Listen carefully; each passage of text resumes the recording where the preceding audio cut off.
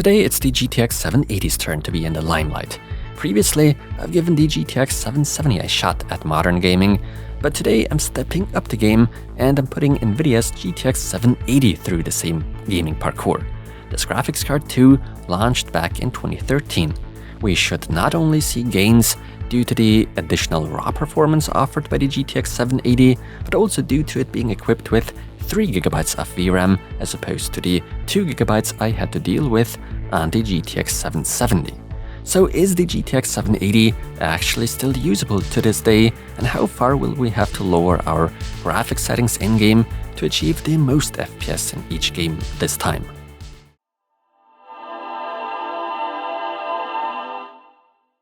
This, my friends, to be exact, is the GTX 780 by the AIB Gigabyte. We're looking at the WindForce 3X OC version. The aesthetics, actually, if you're asking me, still are somewhat up to date and aged reasonably well. In terms of specs, we're by now looking at 3GB of the type GDDR5, which should most certainly help us achieve better gaming results than with those previous older GPUs I've put to the test. Unfortunately, one thing applies here too. The 700 series only got DirectX 12 support later down the line through a driver update, while the actual feature level still is stuck at 11. Such a card simply does not offer the X12 natively. Other than that, as far as video outputs are concerned, things are looking fairly decent. We once more get DisplayPort 1.2 along with HDMI 1.4a. A TDP of 250 watts is stated for this card, and obviously 2 8-pin power connectors are required to get this thing up and running. The interface remains PCIe 3.0. So I guess I'll introduce this precious piece of hardware to my test system consisting of the Intel Core i9-13900K AZ790 motherboard as well as 32GB of DDR5 RAM. Needless to say, the system boots up perfectly fine without any hiccups whatsoever. After a short while, Windows automatically installs and applies a suitable display driver. This, however, catapults us back to September of 2020, which seems a bit outdated. Luckily, NVIDIA still does offer driver support for the GTX 780, even for Windows 11 more or less, that is. After going for a complete fresh install of the latest drivers, we are now at least dealing with drivers that date back to February of this year, 2023 in case some have forgotten. Those that recently watched my video on the GTX 770 know that even a screen resolution of 4K UHD at 60Hz obviously does not pose any issue for the 700 series. Very well, let the games begin. I mean, what's better than to be let down and disappointed right away, right? Assassin's Creed Valhalla offers exactly that kind of experience by bringing up an error message saying our graphics card doesn't support the X12. To some extent, that's absolutely correct. The feature level, after all, is stuck at 11. So let's move our butts to the battlefield. We're talking Battlefield 5. Our primary goal for today is a smooth experience at Full HD 1080p. The X12 I still leave enabled here. The remaining graphics settings will stay at the low level for now. This way we are being graced with over 80 FPS on our screen, meaning we still have some headroom to play around with and therefore can easily increase the graphics to high. This complex gaming move leads to a drop down into the 50s, but graphically speaking, it's a great experience. It makes a whole lot more sense though to go for the setting medium. Doing so rewards us with noticeably over 60 FPS on average, maybe occasionally even scratching 70 without having to deal with ugly graphics. But would you look at that?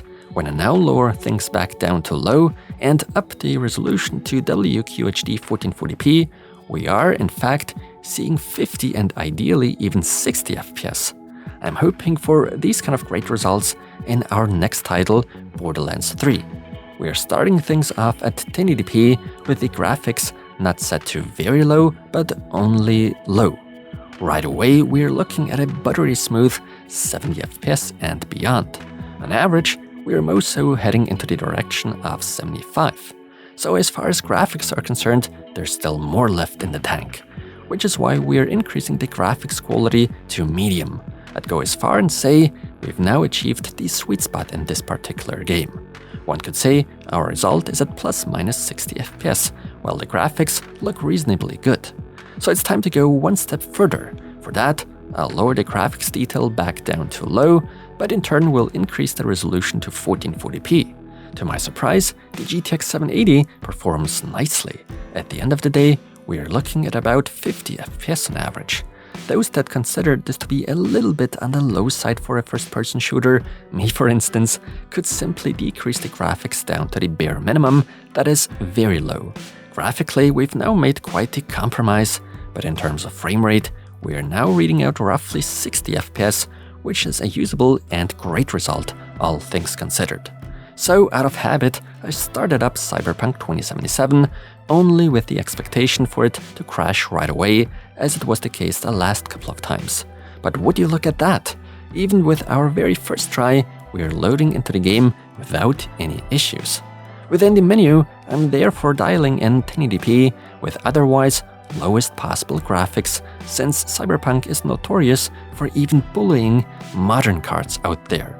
Unfortunately, it seems we still ran into some kind of problem with the game's 3D aspect. Those on-screen elements are perfectly visible, but that's about it. Of course, the graphics card is doing its best to render that beauty of a black screen properly at the highest visual fidelity level. We are therefore looking at about 40 FPS. Now, just in case the VRAM is at fault here, I attempted reducing down to 1366 by 768, but that didn't lead me anywhere. I have no idea what I was even expecting at this point. Me being as naive as I am, therefore gave Far Cry 6 a go, but the game had other plans. Oh no, it crashed. But will I be able to end my streak of bad luck in Forza Horizon 5? I mean, the game farts out a warning, outdated display driver, blah blah blah, but allows us to completely ignore that warning. Sometimes I'm thinking to myself, maybe those game developers do happen to know a few things more about their games than we, or rather I believe to know. The game greets us with a swift black screen and then leads me back onto my desktop. Well, how you say, shit happens. So why not give the still fairly popular title GTA 5 a shot? It might be able to make the GTX 780 stand out for once. We are once more starting at 1080p, DX11 of course, and otherwise maxed out graphics. We are still hovering below that 3GB VRAM limit that way. The gaming experience is top-notch, not only graphically speaking, but also as far as the frame rate of noticeably over 80 FPS is concerned. Without a doubt, there's still some headroom left. At WQHD 1440p, while sticking to the same graphic settings maxed out, we're now looking at an average of 55 FPS after gaming for a while. But surely we could ramp things up to even 4K UHD, or can we? Needless to say, we'll have to adjust our settings accordingly for that. For now, I'm assuming normal would give us a good balance. After having restarted the game and being back in a save game, we are now hovering around a respectable 70 FPS average. Now, how much of the frame rate are we sacrificing when deciding to still up the graphics one step, maybe too high? We have to content ourselves with visibly fewer FPS, but keeping in mind the GPU's age, 45 to 50 FPS at 4K UHD and high settings is a very decent result, in my opinion. Things will be much tougher in Red Dead Redemption 2. While we are being prompted to update to a newer display driver version, we can just move past this prompt and launch the game. Having arrived at the graphics menu, we are once again dialing in Full HD. The remaining settings will be at their very lowest. And guys, let me tell you, the graphics, despite being at 1080p, leave a lot to be desired. The textures are so ugly and low-res, but credit where credit's due, the game does run fairly well, all things considered, at maybe 45 FPS on average. We can, however, squeeze a little bit more out here by reducing the resolution down to 1600 by 900 for instance. The ride is much smoother already at 55 frames per second. But my thirst for more is great, and so I demand to go beyond 60 FPS, lower the resolution all the way down to 1366 by 768.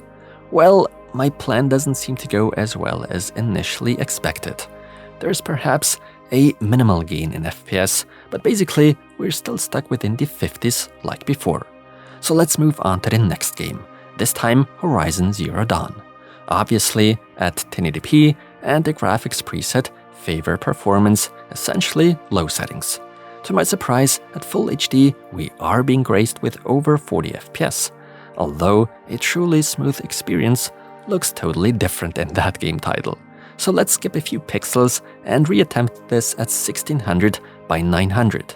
And look, we've easily gained 10 FPS. I mean, you could complete the game this way, especially since we're sometimes even measuring 60 FPS. But in more demanding scenes, there could be significant drops. To avoid such, as best as we can, let's give it one more shot at 1366 by 768. Pretty and sharp are no longer fitting words for this graphical experience, but at least the frame rate now increased to even slightly over 60 FPS. Occasionally, you could even expect 70. The next game, Metro Exodus. First of all, once again at Full HD and at the graphics preset low. Keeping that in mind, the graphics still look fairly decent in my opinion, but the frame rate at below 40 FPS is not so impressive. I guess let's not waste time fine-tuning here and go straight down to 1366 by 768. It's just a pity that this hardly holds any rewards. Sometimes we see a light at the end of the tunnel, but the frame rate quickly drops fast and hard. What could be the reason behind that kind of behavior? I don't know. We should be looking at a much better experience in Rise of the Tomb Raider.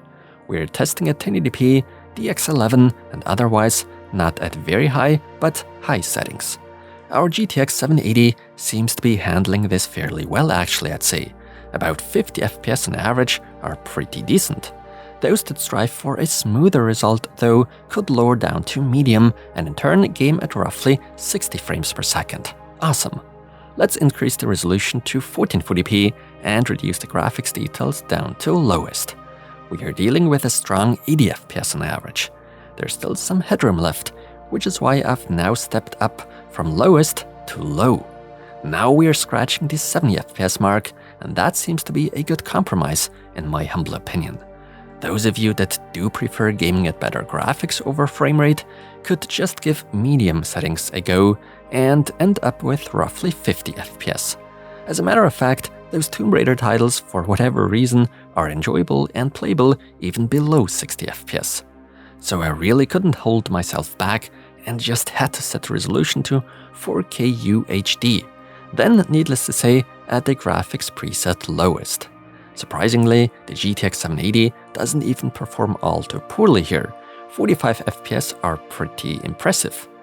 The successor, Shadow of the Tomb Raider, should put noticeably more load onto the GPU though.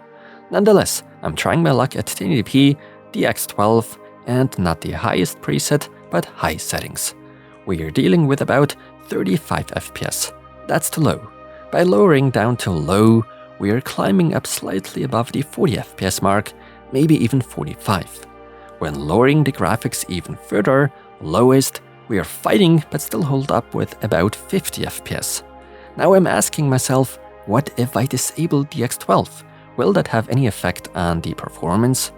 We are sticking to the same graphic settings, but do indeed witness a noticeable FPS gain. We are now playing at give or take 70 frames per second. If we, after all, go back up to medium graphics, we are probably looking at the sweet spot in terms of frame rate and graphics fidelity. Effectively, we are reading out about 50 FPS, but in some scenes drop down to 40 or so.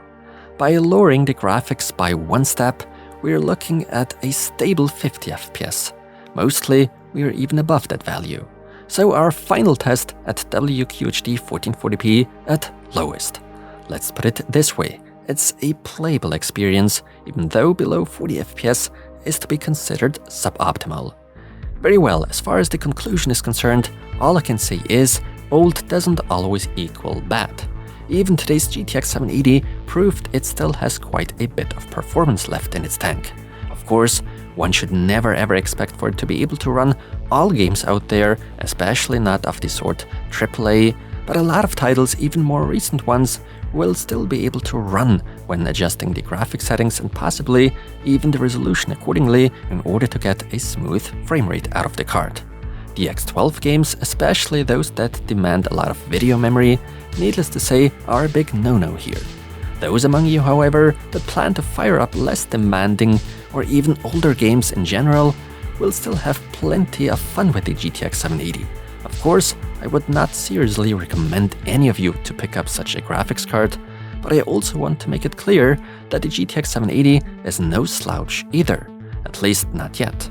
It performs a lot better than the GTX 770 and therefore aged noticeably better if you're asking me. I really enjoyed this ride back into the past by 10 years. I hope you enjoyed it too. Thank you so much for watching, and until the next one.